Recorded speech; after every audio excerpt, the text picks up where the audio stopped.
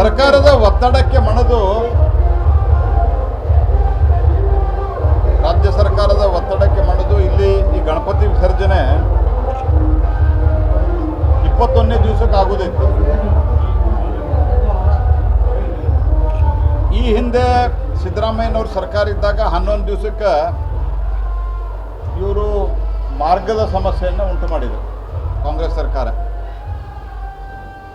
ಆವಾಗದು ಹೋರಾಟ ಆಗಿ 21ನೇ ದಿವಸಕ್ಕೆ ಹಳೆ ಯಾವುದು ರೂಟ್ ಇತ್ತು, ಮಾರ್ಗ ಇತ್ತು, ಅದೇ ಮಾರ್ಗದಲ್ಲಿ ಹೋಗೋದು ಬಂತು. ಈ ಸಂದರ್ಭದಲ್ಲಿ ಈಗಿನ ವರ್ಷ ಇಲ್ಲಿ ಯಾರಿಗೂ ಜನಪ್ರತಿನಿಧಿಗಳಿಗೆ ಕೇಳಲಾರದೆ,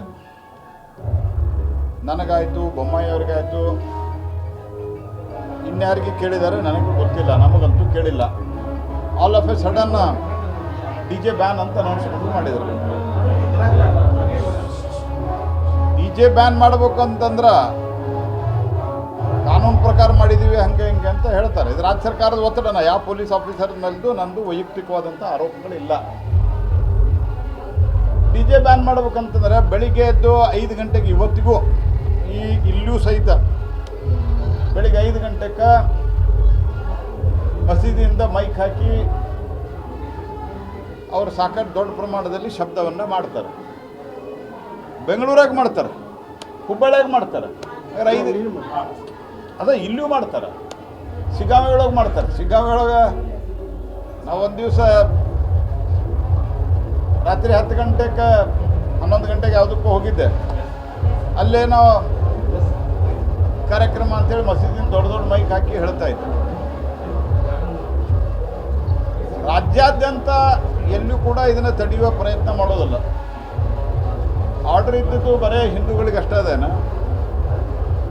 ಅದರ ಪರಿಣಾಮ ಇವತ್ತು 40 ದಿವಸಕ್ಕಿಂತ ಹೆಚ್ಚು ಇಲ್ಲಿ ಗಣಪತಿಯನ್ನು ವಿಸರ್ಜನೆ ಮಾಡದೇ ಇರುವಂಥ ಒಂದು ಸ್ಥಿತಿ ನಿರ್ಮಾಣ ಆಯಿತು. ರಾಜ್ಯ ಸರ್ಕಾರದ ಈ ಹಿಂದೂ ವಿರೋಧಿ ನೀತಿಯಿಂದಾಗಿ ಇವತ್ತು ಜನ ಆಕ್ರೋಶ ಭರಿತಗೊಳ್ತಾ ಇದ್ದಾರೆ. ಅತ್ಯಂತ ಸಹಜವಾಗಿ ಮುಗಿದು ಹೋಗ್ತಾ ಇದ್ದಂಥ ಈ ಕಾರ್ಯಕ್ರಮ ಇವರ ಎಡವಟ್ಟಿನಿಂದಾಗಿ ಈ ರೀತಿ ಆಗಿದೆ. ನಾನು ಪೊಲೀಸರಿಗೆ ಒಂದು ಸಲಹೆ ಕೊಡ್ಲಿಕ್ಕೆ ಬಯಸ್ತೀನಿ, ಮುಂದಿನ ಸರ್ತೆ ಇದೆಲ್ಲ ಮಾಡ್ಲಿಕ್ಕೆ ಹೋಗ್ಬೇಡ್ರಿ. ಈಗ ಹುಬ್ಬಳ್ಳಿ ಒಳಗೆ, ಬಿಜಾಪುರದಾಗ, ಹುಬ್ಬಳ್ಳಿ ಧಾರವಾಡ ಕಮಿಷನರೇಟ್ ಏರಿಯಾದಾಗ, ಹುಬ್ಬಳ್ಳಿ ಧಾರವಾಡ SP ಏರಿಯಾದಾಗ, ಬಾಗಲಕೋಟೆ ಒಳಗೆ, ಬಿಜಾಪುರದಾಗ, ಇಲ್ಲೇ ಚಿತ್ರದುರ್ಗದಾಗ ಎಲ್ಲ ಜನ ಮಾಡಿದ್ದಾರೆ. ಇದರಿಂದ ಒಂದು ಹೇಳ್ತಾರೆ ಹೆಲ್ತ್ ತೊಂದರೆ ಆಗ್ತದೆ, ಅದನ್ನು ನೀವು ಅವೇರ್ನೆಸ್ ಕ್ರಿಯೇಟ್ ಮಾಡಿರಿ, ಸಂಬಂಧಿಸಿದವ್ರ ಜೊತೆಗೆ ಮಾತುಕತೆ ಮಾಡೋ ಪ್ರಯತ್ನ ಮಾಡಿರಿ. ಅದು ಬಿಟ್ಟು ನಾವು ಬ್ಯಾನ್ ಮಾಡ್ತೀವಿ ನಿಮಗೆ ಕೊಡೋದಿಲ್ಲ ಅಂತ ಹೇಳುವಂಥದ್ದು ಏನದಲ್ಲ, ಇದು ಪಕ್ಕಾ ಹಿಂದೂ ವಿರೋಧಿ ನೀತಿ ಇದು. ಹಾಗಾಗಿ ಇವರ ಮೆಂಟಾಲಿಟಿನ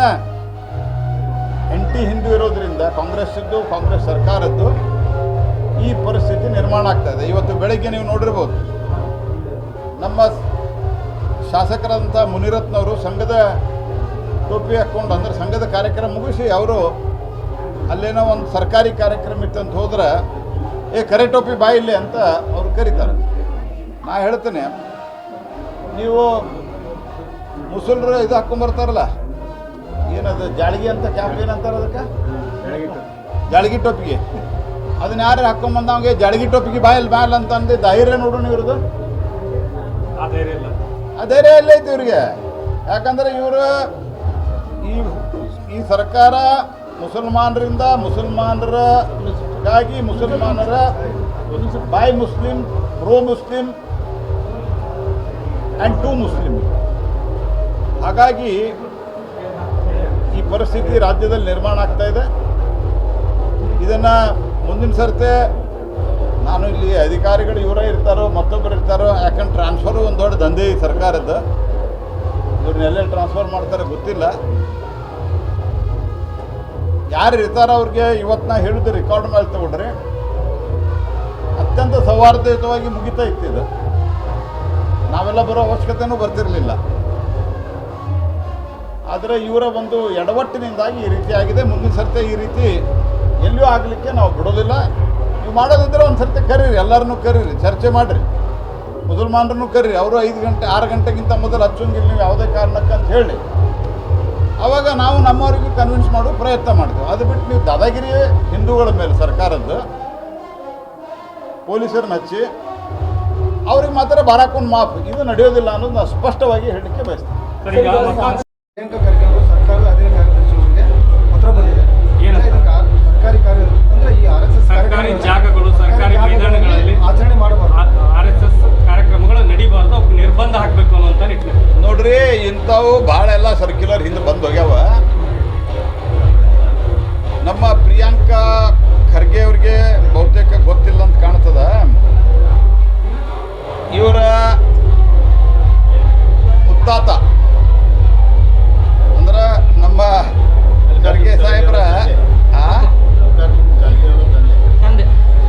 ಅವರೇ ಅತ್ಯಂತ ದೊಡ್ಡ ಪ್ರಮಾಣದಲ್ಲಿ ಆಕ್ರಮಣಕ್ಕೆ ಒಳಗಾಗಿದ್ದರು ಅನ್ನೋದು ಒಂದು. ಎರಡನೇದು, ಇವರೇನು ರಾಹುಲ್ ಗಾಂಧಿನ ಭಾರಿ ದೊಡ್ಡ ನಮ್ಮ ಲೀಡರ್ ಅಂತ ಹೇಳಿ ಅಂದ್ಕೊಳ್ತಾರಲ್ಲ, ಆ ರಾಹುಲ್ ಗಾಂಧಿಯ ಮುತ್ತಜ್ಜ ಸಂಘದ ಮೇಲೆ ನಿರ್ಬಂಧ ಹಾಕೋ ಪ್ರಯತ್ನ ಮಾಡಿದೆ.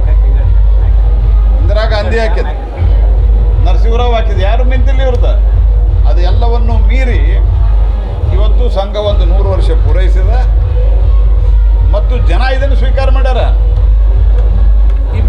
ಈ ಮಲ್ಲಿಕಾರ್ಜುನ್ ಖರ್ಗೆ ಸಾಹೇಬರಾಗಲಿ ಅಥವಾ ಈ ಪ್ರಿಯಾಂಕಾ ಖರ್ಗೆ ಇವ್ರ ಕಾರಣದಿಂದ ಆಗಿಲ್ಲಿದೆ, ಜನ ಸ್ವೀಕಾರ ಮಾಡ್ಯಾರ. ನಮ್ಮ ವಿಚಾರಧಾರೆಯನ್ನು ಜನ ಸ್ವೀಕಾರ ಮಾಡ್ಯಾರ ಅಂತ ಕಳೆದ 3 ಸರ್ತಿಯಿಂದ ನಾವು ಅಧಿಕಾರದಾಗಿದ್ದೀವಿ. ಸುಮಾರು 70% ಭೂಭಾಗವನ್ನು ಭಾರತದ್ದು ಈ ವಿಚಾರಧಾರೆಯ ಜನ ಆಡಳಿತವನ್ನು ಮಾಡ್ತಾ ಇದ್ದಾರೆ. ನೀವೇನು ಬೇಕಾದೇಳ್ರಿ, ನೀವು ಮಾಡಿರಿ. ನಿಮ್ಮ ವಿರುದ್ಧ ಕೈಯಲ್ಲಿ ದೊಣ್ಣೆ ಹಿಡಿದು ಮುಗ್ಧ ಮನಸ್ಸುಗಳ ಮೇಲೆ ಧಕ್ಕೆ ತರುವಂತ ಕೆಲಸ ಮಾಡ್ತಾರೆ ಪೊಲೀಸರು. ಇದು ವ್ಯಾಯಾಮದ ಒಂದು ಪದ್ಧತಿ. ಇವರಿಗೆ ಕುಕ್ಕರ್ ಬಾಂಬ್ ಇಟ್ಟವರು, ಆಮೇಲೆ ತಲವಾರ್ ತೊಗೊಂಡು ಅಡ್ಡಾಡೋರು ಬ್ರದರ್ಸ್. ಇವರಿಗೆ ಆ ಲಾಠಿ ಹಿಡ್ಕೊಂಡು ಹೋದ್ರೆ ಇವತ್ತಿನ ಕಾಲದೊಳಗೆ ಲಾಠಿ ನಮ್ಮ ಭಾಳ ಪುರಾತನ ಪರಂಪರೆಯಿಂದ ಲಾಠಿ ಅನ್ನುವಂಥದ್ದು ಒಂದು ಕ್ರೀಡೆ. ಅದು ನ್ಯಾಯದಂಡನೂ ಹೌದು, ಕ್ರೀಡೆನೂ ಹೌದು. ಅದು ಲಾಠಿ ಈ ಥರದ್ದೆಲ್ಲ ಏನು ಕಾರ್ಯಕ್ರಮ ಮಾಡ್ತಾರೆ. ಇದು ಮೊದಲಿಂದ ಲಾಠಿ ಆಟ ಆಡ್ತಿದ್ರು ಮೊದಲೆಲ್ಲ. ಒಂದು ಲಾಠಿಯಿಂದ ಇನ್ನೊಂದು ಲಾಠಿಗೆ ಕೋಲಾಟ ಬೇರೆ ಆ ರೀತಿ ಮಾಡ್ತಾ ಇದ್ದಂಥದ್ದು. ಇವ್ರಿಗೆ ಅದ್ರೊಳಗೆ ಯೂಸ ಕಾಣ್ತಾ ಸಲವಾರ್ ತೊಗೊಂಡು ಹೇಳ್ತಾರಲ್ಲ, ತಾಕತ್ತಿದ್ರೆ ಇಡಿ ಅಂತ ಹೇಳ್ರಿ ಅವ್ರಿಗೆ ಮೊದಲು. RSS ಅವರು ಭಾರತೀಯ ತಾಲಿಬಾನ್ಗಳು ಹರಿಪ್ರಸಾದ್ ಹೇಳ್ತಾರೆ. ನಾವು ನೋಡ್ರಿ, ಅವ್ರಿಗೆ ಮೊದಲು ಅವ್ರ ಪಾರ್ಟಿ ಒಳಗೆ ಏನು ಕಿಮ್ಮತ್ತದ ನೋಡ್ಕೊ ಅಂತ ಹೇಳ್ರಿ. ಅವ್ರಿಗೆ ಹಿಂಗೆಲ್ಲ RSS ಬೈದ್ರೆ ಅವ್ರಿಗೆ ಮಂತ್ರಿ ಮಾಡ್ತಾರೆ ಅಂತ ತಿಳ್ಕೊಂಡಾರ ಅವರು. ಪಾಪ ಅವ್ರು ನೋಡಿದ್ರೆ ಕನಿಕರ ಅನ್ನಿಸ್ತದೆ ನನಗೆ. ಒಂದು ಕಾಲದಾಗ ಆಲ್ ಇಂಡಿಯಾ ಜನರಲ್ ಸೆಕ್ರೆಟರಿ ಯಾವ್ಯಾವುದೋ ರಾಜ್ಯದ ಇನ್ಚಾರ್ಜ್ ಇದ್ರೆ ಇಲ್ಲಿ ಹಂಗೆ ಅಡ್ಡಾಡ್ತಾ ಇದ್ದಾರೆ ಖಾಲಿ ಪ್ಲೀಸ್. ಮೊದಲ ಸಿದ್ದರಾಮಯ್ಯಿಂದ ಚಡ್ಡಿ ನೋಡ್ಲಿಕ್ಕೆ ಹೊಂಟಿದ್ರಿ ಇವರು, ನೆನಪೈತಿಲ್ಲ? ಸಿದ್ದರಾಮಯ್ಯನ ಚಡ್ಡಿ ಯಾವ್ದು ಹಾಕ್ಯಾರ, ಹಾಕಿ ಚಡ್ಡಿ ಹಾಕ್ಯಾರ ಅಂತ ಹೇಳಿದ್ರೆ ಆ ಸಿದ್ದರಾಮಯ್ಯನ ಚಡ್ಡಿನ ನೋಡ್ಲಿಕ್ಕೆ ಹೊಂಟವ್ರಿ ಇವ್ರು ಮೊದಲು. ಇವ್ರು ತಮ್ಮ ಯೋಗ್ಯತೆ ನೋಡ್ಕೊಂಡು ಮಾತಾಡಂತ. Sir, thank you.